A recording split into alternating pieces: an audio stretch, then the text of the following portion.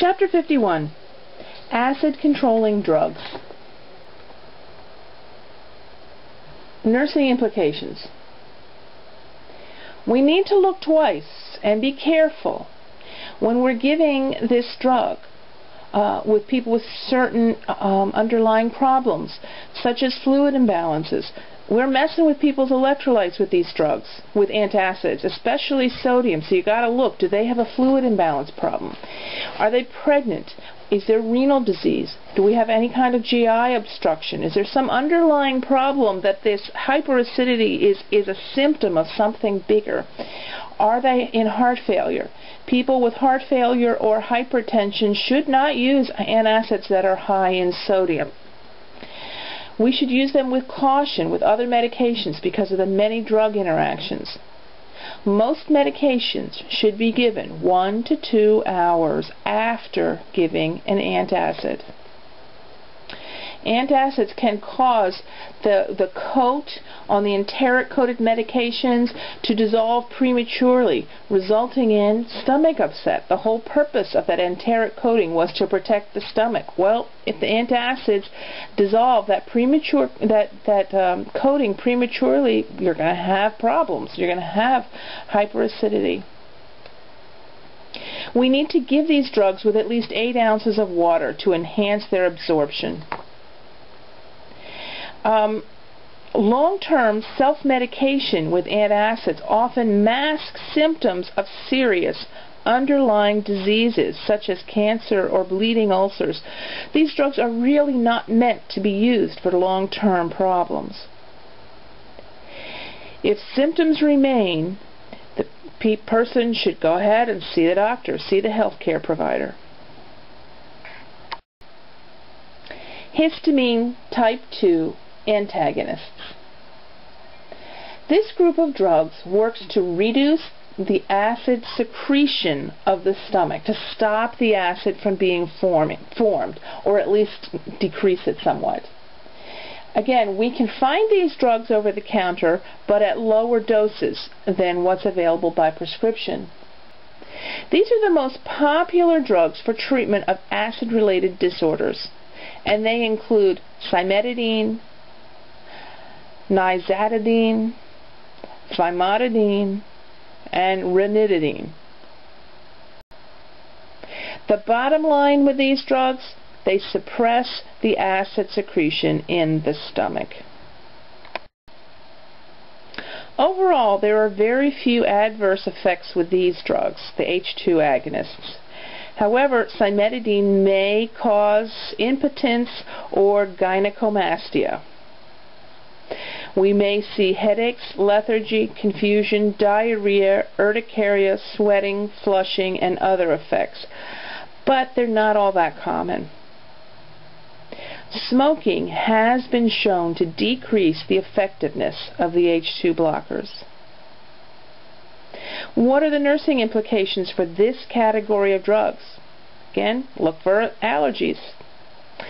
Look for impaired renal or liver function. Use with caution in patients who are confused, disoriented, or elderly. The H2 antagonists can be taken along with antacids, but they need to be taken an hour apart. Proton pump inhibitors. Positive hydrogen ions, which are protons, are released during hydrochloride production. This is called the proton pump.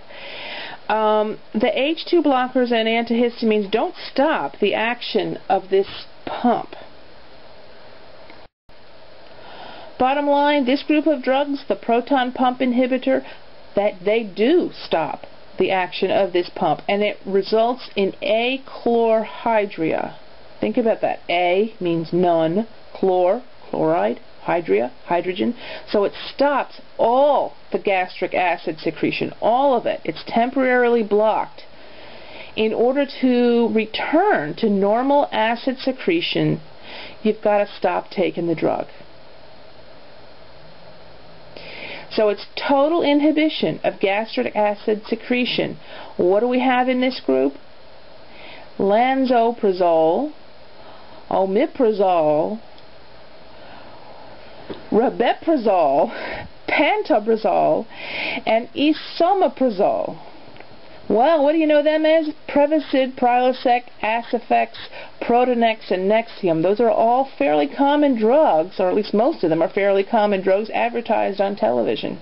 You should have heard of these.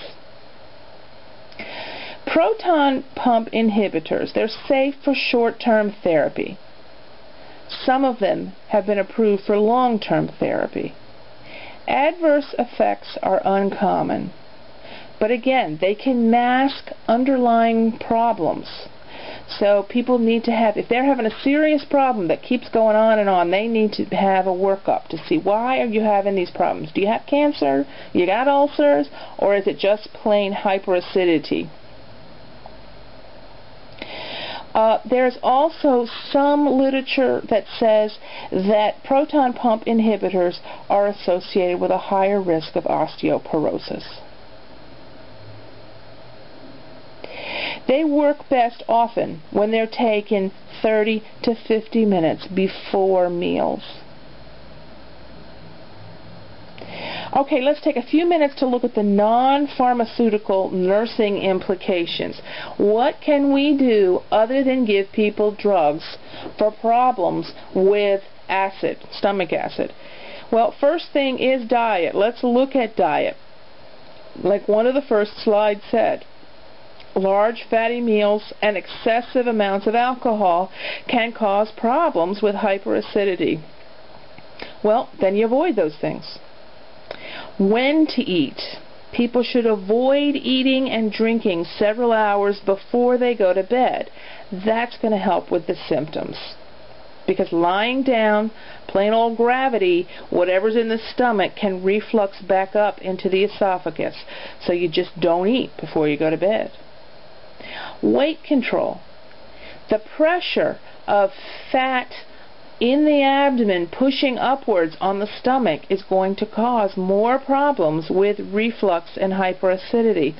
So helping people to understand that, and weight control is difficult, but if they can attain and maintain their ideal weight, they're going to have less problems. And like one of the first slides said, emotional stress. Helping people to figure out how they can cope, getting them hooked up with appropriate support systems and coping mechanisms.